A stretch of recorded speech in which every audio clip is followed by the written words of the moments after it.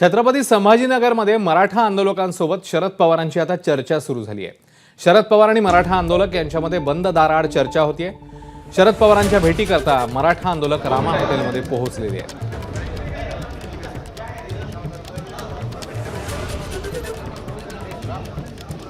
तर मराठा आरक्षणासंदर्भात मवियाची नेमकी काय भूमिका आहे याबद्दल सत्ताधाऱ्यांनी तसंच मनोज जरांगेंनीही विचारणा केली होती आणि या पार्श्वभूमीवर शरद पवार आणि मराठा आंदोलक यांच्यामधली ही बैठक महत्त्वाची मानली जाते। आंदोलक रामा हॉटेलमध्ये पोहोचले।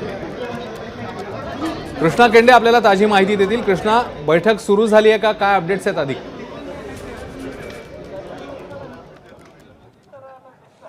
मी हे दृश्य तुम्हाला दाखवतो। हे रामा हॉटेलच्या या बंद दाराआड मराठा कार्यकर्ते आणि शरद पवार यांची बैठक सुरू आहे। जे मराठा समाजाचे जे कार्यकर्ते या ठिकाणी आले होते त्यांनी एक निवेदन आणलं आहे आणि त्या निवेदनामध्ये म्हटलं आहे की ओबीसी मधून मराठा समाजाला आरक्षण द्यावं या सगळ्या संदर्भातली भूमिका शरद पवारांनी स्पष्ट करावी आणि ते निवेदन त्यांनी स्वीकारलेलं आहे। आणि आतमध्ये त्यांची भूमिका मराठा समाजाचे जे कार्यकर्ते आलेत सकल मराठा समाजाच्या वतीनं हे निवेदन दिलं गेलेलं आहे आणि गेल्या 10 मिनिटांपासून ही चर्चा या ठिकाणी शरद पवारांची सुरू असलेली आपल्याला पाहायला मिळते। आता बाहेर आल्यानंतर त्या चर्चेचं काय फलित निघतं किंवा पवारांनी मराठा आरक्षण ओबीसी मधून द्यावं का ही जी मागणी घेऊन हे लोक आलेले आहेत त्यांना समाधानकारक उत्तर मिळतं का हे मात्र बैठकीनंतरच आपल्याला कळणार आहे। अश्विन,